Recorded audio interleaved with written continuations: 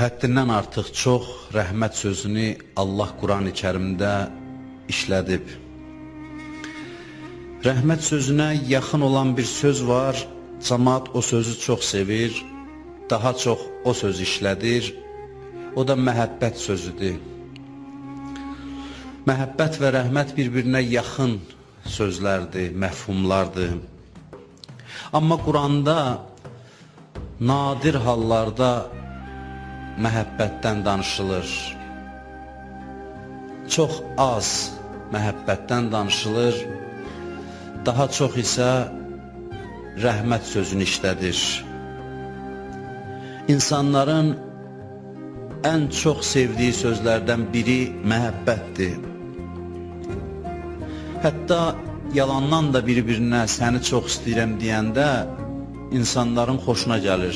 O qədər məhəbbət şirin bir sözdür ki, hətta qeyri-səmimi deyəndə də bəzi insanlar xoşlayır ki, kimsə ona desin, mən səni çox istəyirəm, sevgisini ona biruzə versin. Bütün əsərlərin əsas mövzusu məhəbbətdir. Hansısa bir mövzuya insanların fikrini cəlb eləmək üçün, insanları cəzb etmək üçün hökmən məhəbbətdən də danışılır. Bütün filmlərdə, əsərlərdə ən başlıca mövzulardan biri məhəbbət mövzusudur. Çünki məhəbbət insanlar üçün şirin bir məfhumdur. İnsanlar nə qədər danışır, yorulmur məhəbbət haqqında. Məhəbbətlə rəhmətin əsas fərqi var. O fərqə işarə eləmək istəyirəm. Məhəbbət çox zaman egoizmdən qaynaqlanır. İnsanın özünü istəməsindən qaynaqlanır. Məhəbbətin qaynağı çox zaman egoizmdir, insanın özünə vurğunluğudur, özünü sevməsidir. İnsan elə bilir ki, kimisə çox istəyir, amma əslində hamını və hər şeyi özü üçün sevir. Bu çox incə bir məqamdır insan psixologiyasında. İnsanda belə bir xüsusiyyət var, sevdiklərinin əksəriyyətini özü üçün sevir. Onlar üçün yox, özü üçün.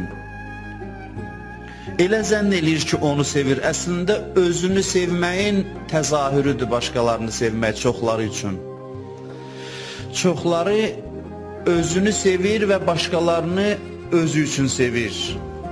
Onların ruhunu, batinini araşdırdıqda görürük ki, ancaq özlərinə görə sevirlər hər şeyi. Üzr istəyirəm, bir oğlan bir qıza aşiq olur, deyir ki, başqası ilə ailə qursam mən bədbəxt olaram. Bu oğlan bu qızı qızın özü üçün sevsəydi, qızın da xoşbəxtliyi başqası ilə ailə qurmaqda olsaydı, bu onu rahatlıqla qəbul eləyərdi.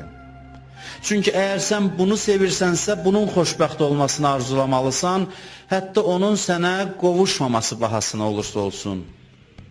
Belə bir məhəbbət nadir halda tapılar. Nadir halda tapılar.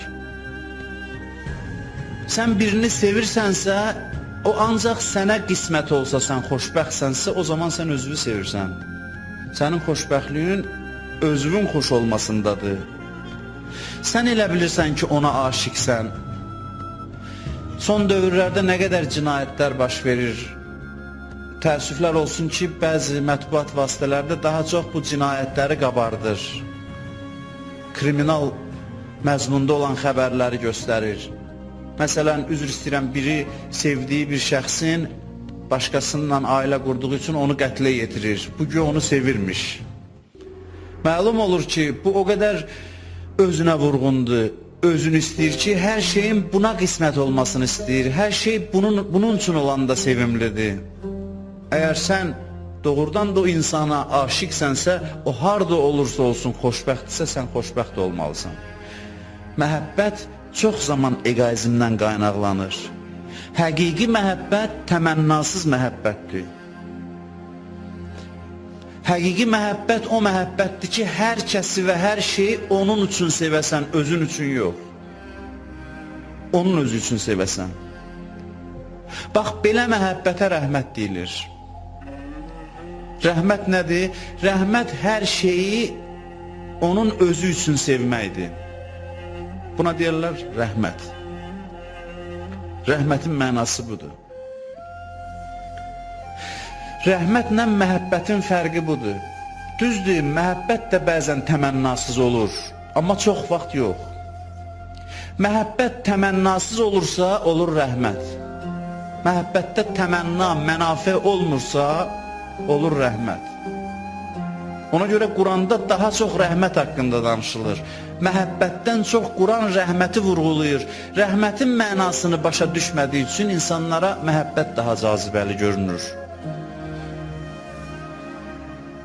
Məhəbbət daha çox egoizmdən, özünü sevməkdən qaynaqlanırsa, rəhmət başqasını sırf onun üçün sevmək deməkdir. Fikir versəniz, Quran-ı Kərimdə ailə ilə bağlı ayələr var. Ailə ilə bağlı ayələrdən birini sizin üçün oxuyuram. Məhəbbətdən sonra dərhal rəhmət gəlir. Buyurur ki, və min ayatihi ən xələqə ləkum min ənfusikum əzvacən litəskunu iləyha və cəalə beynəkum məvəddətən və rəhmə. Buyurur ki, Allahın qüdrət nişanələrindən biri budur ki, Allahın əlamətlərindən, nişanələrindən biri budur ki, sizə özünüzdən olan, yəni öz tayınızdan olan zövcələr yaradır, kişiyə qadın, qadınlara da kişi yaradır ki, siz aramlıq tapasınız, aram olasınız və sizin aranızda nə yaradıb Allah? Məvəddətən və rəhmə. Sizin aranızda məhəbbət, məvəddət yəni izhar olunan məhəbbət. Məvəddət bu deməkdir. Yəni, biri var məhəbbət qəlbdədir, onu ifadə eləməyə, bir adam ki, deyir, birinə izah eləyir, ifadə eləyir, bəyan eləyir ki, səni sevirəm, buna deyirlər məvəddət. Deyir, Allah sizin üçün qadınlar yaradıb, ailəni misal çəkir və aranızda məhəbbət və rəhmət qərar verib. Bu, Allahın qüdrət nişanələrindən. Quran nəyi bəyan eləmək istəyir? Ailənin başlıca prinsipi rəhmətdir. Yəni, ailə üzvləri bir-birini özləri üçün yox, onun üçün sevməlidir. Ailənin təməli fədakarlıq əsasında qurulmalıdır. Hər bir fərd qarşı tərəfə yaxşı olsun fikirləşməlidir, mənə yaxşı olsun yox. Təsəvvür edin belə bir ailə modeli ki, hər bir üzv özünü yox, qarşı tərəfin rahatlığını və xoşbəxtliyini düşünür. Kişi qadının, qadın da kişinin. Bu əsl dinin təqdim elədiyi ailə modelidir və rəhmət bu deməkdir. Məsələn, sən biraz yorğun gəlmişsən,